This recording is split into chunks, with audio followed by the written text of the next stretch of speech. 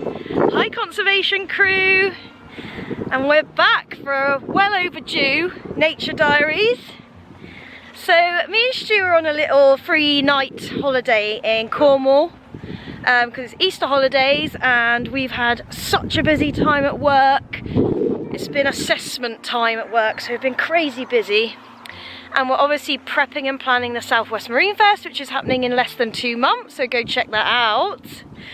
But we are in Perran Sands, and we're staying at a campsite called Tollgate Farm. And we've decided to come to this Penhale Dune walk because behind me, you might be able to see, there's a vast dune system here. So we had a little walk over to Perran Sands via the dunes yesterday. It was about a 30-minute walk and it was so windy and there was sand blowing everywhere, but it was quite nice. But now Stu, obviously, he's a geek for sand dunes, so we're going to explore it a little bit around here, so come along with us.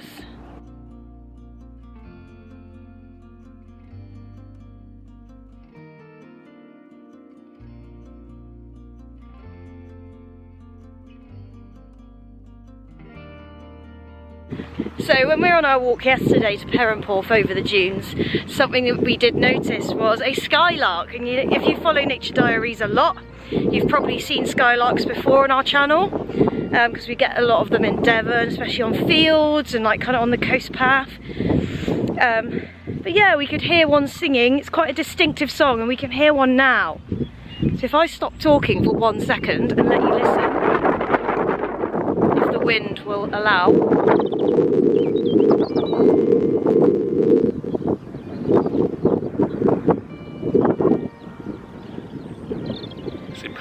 Way get crashing. It's important to say as well that skylark are ground nesting, so we're in a dog walking area here and there's still quite a few dogs off the lead.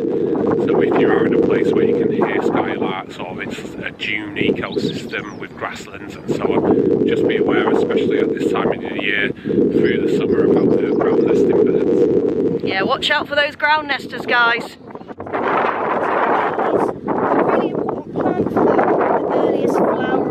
Sources for them is gorse, but the cool thing about gorse is if you pluck a little petal off, you kind of rip it up. Some people think it smells and tastes like coconut, and some people think it tastes and smells like vanilla. I can't really smell this one so well though. Oh, there it is. So this one smells like coconut, like coconut sun cream, like desiccated coconut.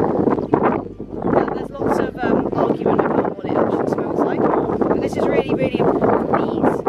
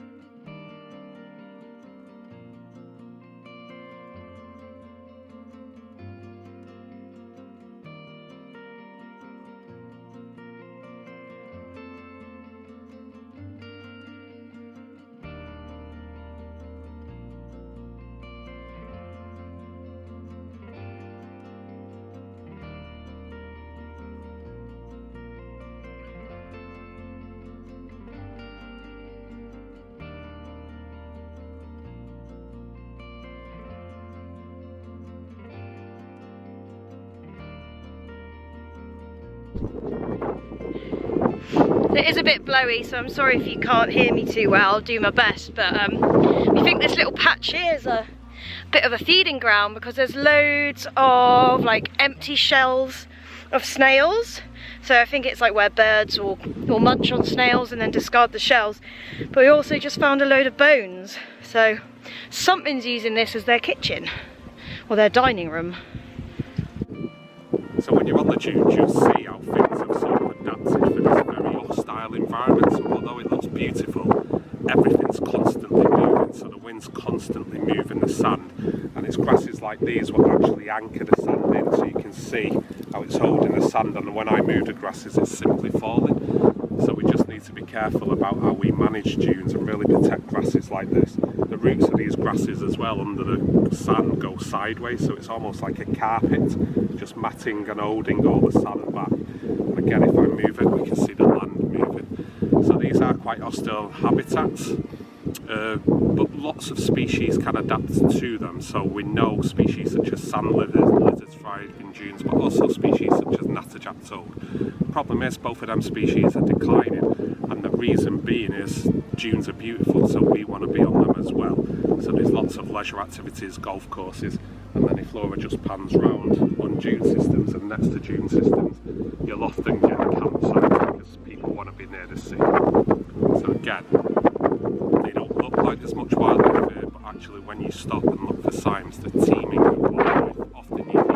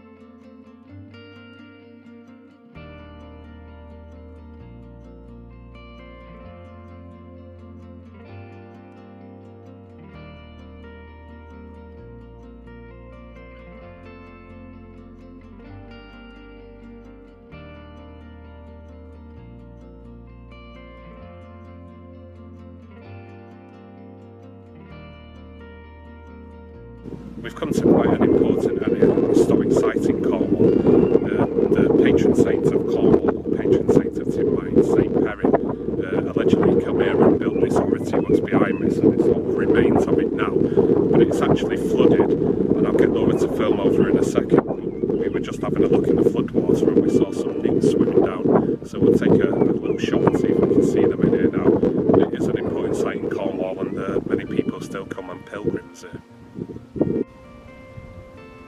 I don't know if you can see, guys, but in the centre of the screen there, at the bottom of the water, is a newt. You can see its tail, its dark skin, it's on the move. See its little feet. We love a newt.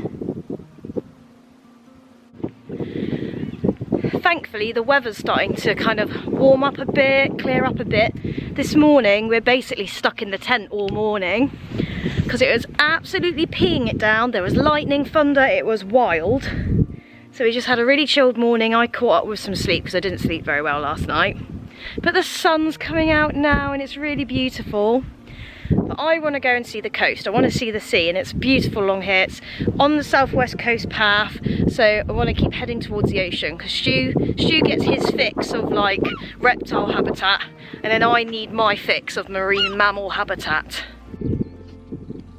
Hopefully you can hear this, but what you can hear tweeting away is a skylark.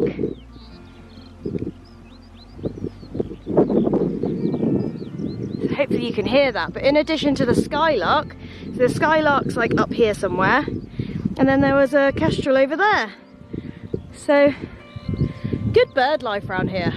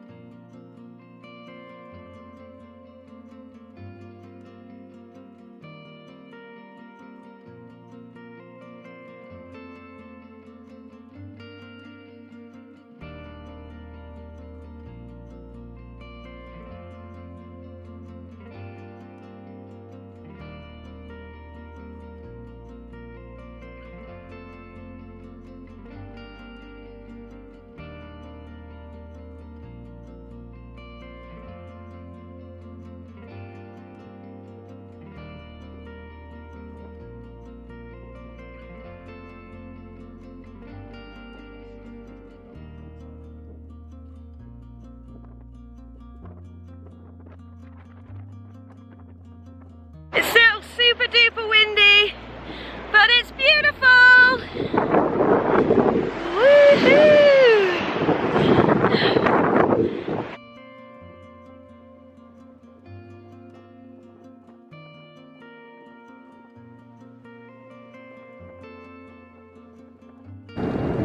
Stu!